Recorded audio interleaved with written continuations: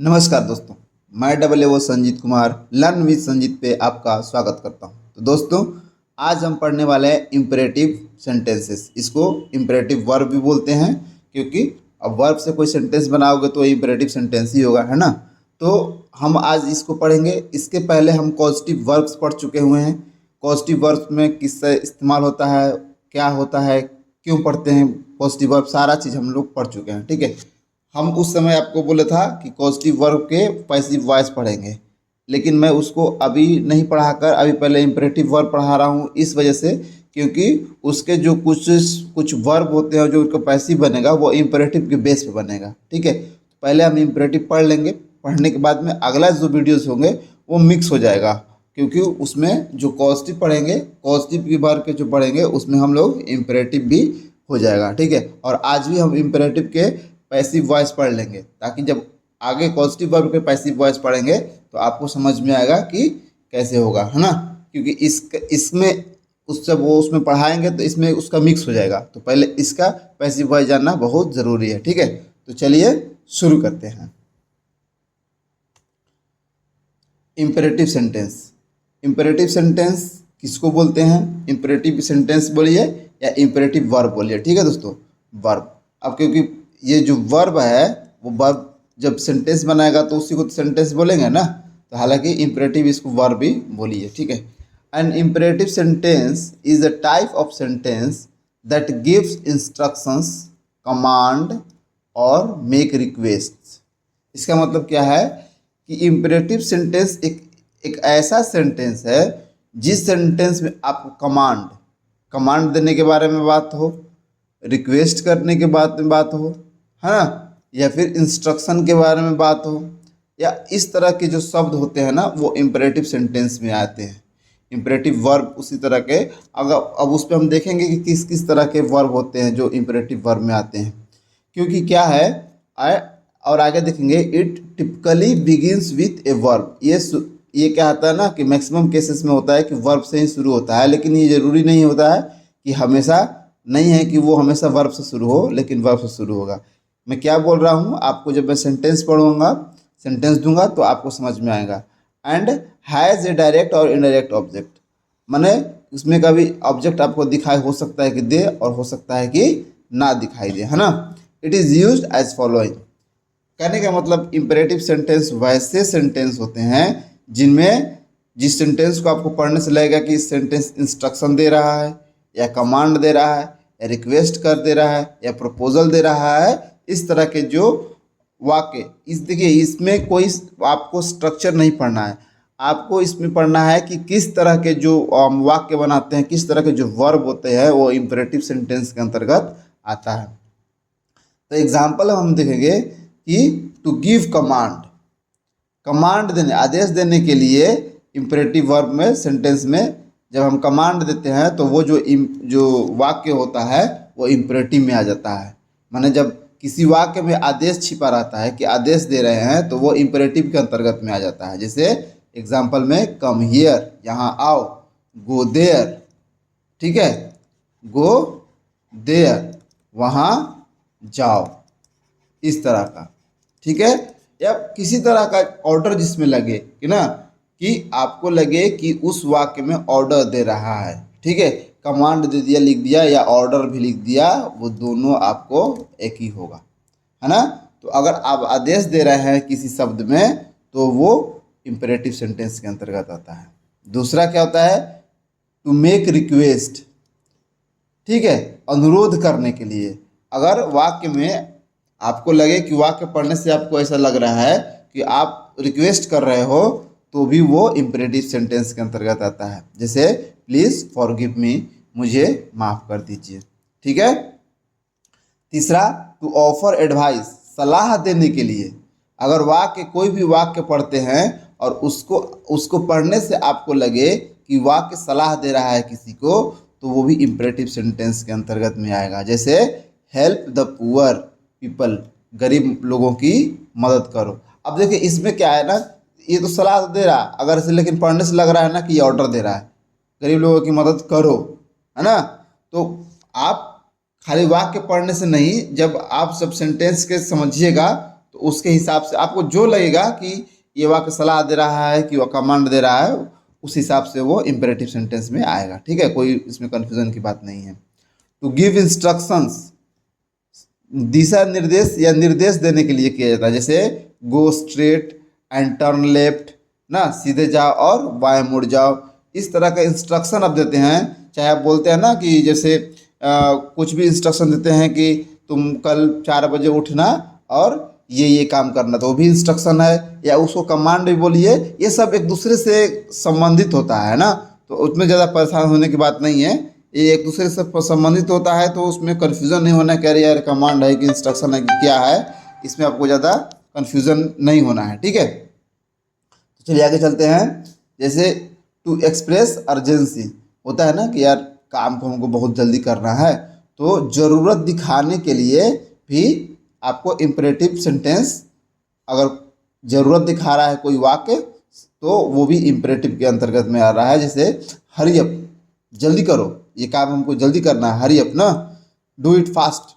ठीक है, do it fast बोल रहे हो, तो वो भी क्या है कि काम जल्दी हो रहा है। ठीक है, कहने का मतलब ये है कि आप चाहे जो भी सेंटेंस पढ़ो, जहाँ भी सेंटेंस पढ़ो, जैसा भी सेंटेंस पढ़ो, अगर इनमें से कोई भी आपको लगता है कि इस सेंटेंस में इस तरह का कुछ भी उसमें देखने का लग रहा है, तो वो इम्परेटिव के अंतर्गत में आ जाएगा। ठीक है, एक है टू मेक प्रपोजल।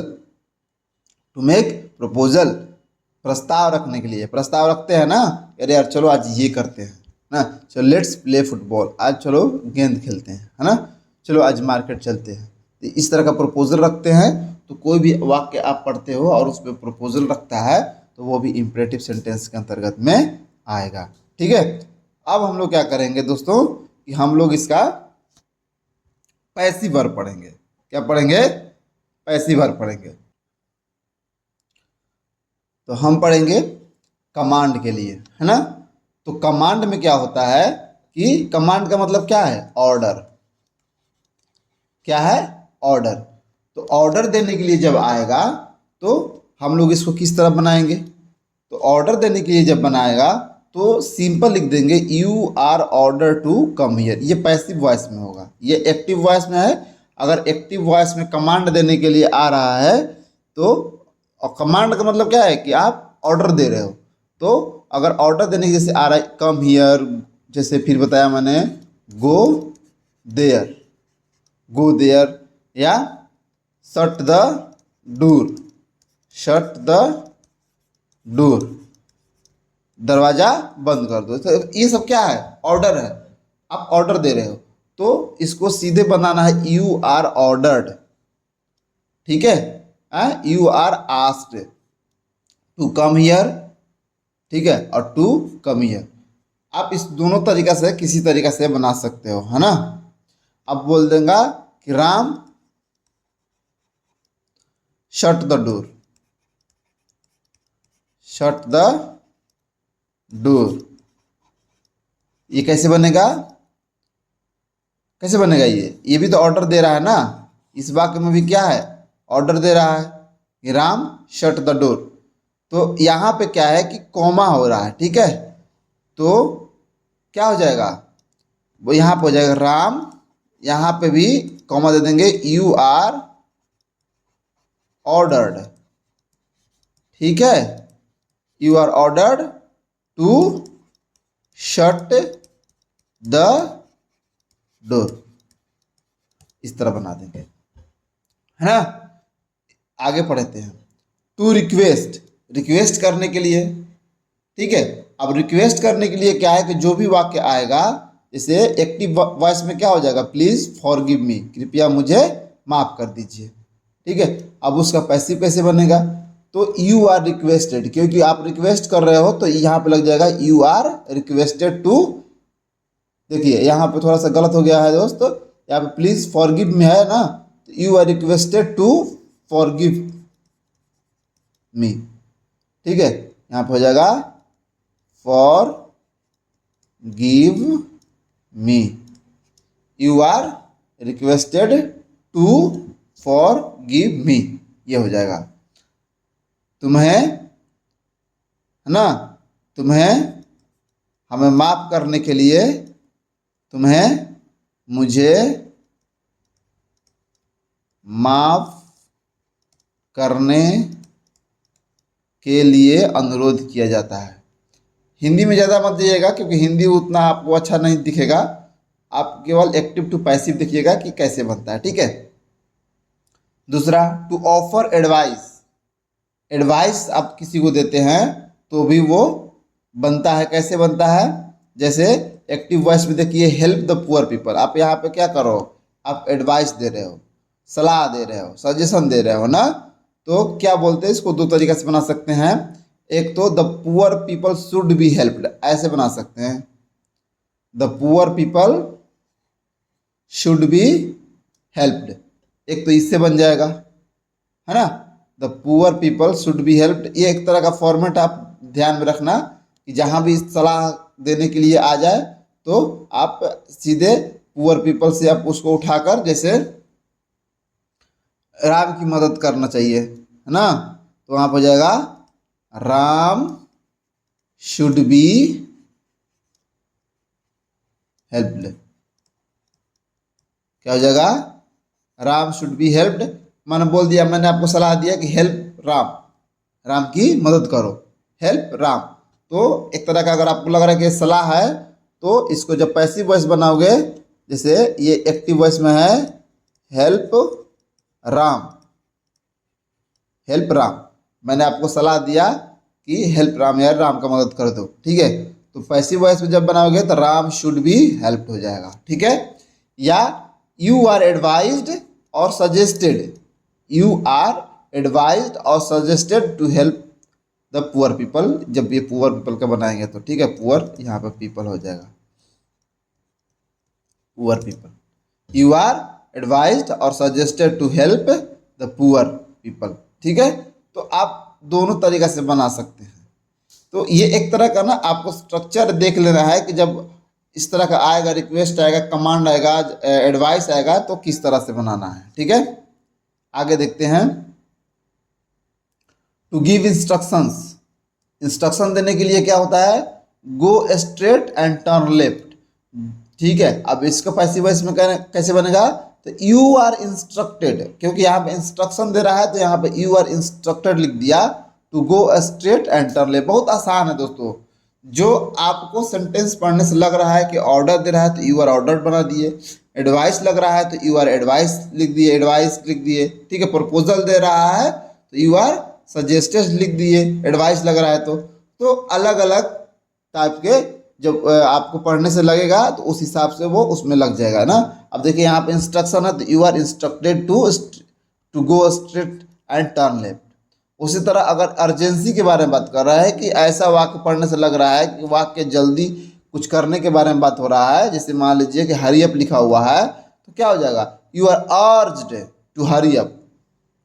अब देखो इसको आप पढ़ रहे हो हरी अप, तो आपको लग रहा है कि ऑर्डर भी दे सकता है कि जल्दी करो, तो एक तरह का हरी अप भी हो सकता है, जल्दी भी हो सकता है और ऑर्डर भी हो सकता है। तो आप इसको दोनों तरीके से बना सकते हो। अगर आपको लग रहा है कि ये अर्ज कर रहा है कि जल्दी कर दो यार, ठीक है, तो आप अर्ज से बना सकते हो। इसको रिक्वेस्ट अगर लगता है कि आपको रिक्वेस्ट लग रहा है तो यू आर रिक्वेस्टेड से भी बना सकते हो। और अगर आपको लग रहा है कि ये अर्जेंसी की बात कर रहा है कि जल्दी काम हो जाए तो you are urge to hurry up, यहाँ से भी बना सकते हैं, कोई दिक्कत नहीं होगी आपको, ठीक है। तीसरा है टू मेक प्रपोजल। अगर आप प्रस्ताव देते हैं तो जैसे कि बताया था ना, लेट्स प्ले फुटबॉल, ठीक है, तो यहाँ पर सीधे दो तरीके से बन सकता है कि you are asked to play football, ऐसे ही बना सकते हैं, या we are invited to play football, we are asked to play football या we are invited to play football, यहाँ बन जाएगा। अब कहोगे कि कहाँ पे यू लगेगा कहाँ पे वी लगेगा, इसमें ज़्यादा कन्फ्यूजन होने का जरूरत नहीं है। अगर ऐसा सेंटेंस पढ़ने से लगे कि हम सबके बारे में बात कर रहा है तो वी बोलेंगे, लिख देंगे। और अगर पढ़ने से ऐसा लगे कि सामने वाले के बारे में बात हो रहा है तो यू आर से बना देंगे, ठीक है। अब आप किसी को सलाह प्रपोजल दे वो सामने से तो यू ज़्यादा मात्रा में होता है, ठीक है, यू आर अर्ज, यू आर सजेस्टेड। नहीं तो सेंटेंस के हिसाब से वो दूसरा भी हो सकता है ना। तो इस तरह का आप इम्पेरेटिव सेंटेंसेस होते हैं और इसका पैसिव वॉइस बनेगा। मैंने दोस्तों आपको इसलिए इसको बताया क्योंकि जब आप पॉजिटिव वर्ब पढ़ोगे ना तो उसको भी आपको लगेगा कि यार इसमें भी सलाह दे रहा है, तो उसमें भी कुछ ऐसे शब्द होंगे जो कि इस हिसाब से ही बनेगा, है ना। इसलिए मैंने सबसे पहले आपको ये बता दिया ताकि आपको डिफ़िकल्टी ना हो। अगर इसमें आकर आपको कुछ भी समझने में दिक्कत हो रहा होगा या कुछ भी आपको पूछना होगा इस वीडियो से संबंधित, तो आप कमेंट बॉक्स में पूछ सकते हो या टेलीग्राम पे मैं लिंक दे दिया हूँ नीचे डिस्क्रिप्शन में, वहाँ से जाके मेरे टेलीग्राम ज्वाइन करके आप वहाँ भी क्वेश्चन पूछ सकते हैं। चाहे ये वीडियो आप 1 साल बाद भी देख रहे हो तो ठीक है, मैं उसका आंसर ज़रूर दूंगा। और दोस्तों आपसे रिक्वेस्ट है कि प्लीज़ मेरे चैनल को सब्सक्राइब कर दीजिएगा और वीडियोस को लाइक कर दीजिएगा, और अनलाइक कीजिएगा तो ज़रूर बताइएगा कमेंट करके कि आपने अनलाइक क्यों किया, ताकि मैं आगे इसको इम्प्रूव करने का कोशिश करूँगा दोस्तों, ठीक है। और दूसरे दोस्तों को भी शेयर कर दीजिएगा ताकि वो भी इसका फ़ायदा ले सकें, ठीक है दोस्तों। नमस्कार।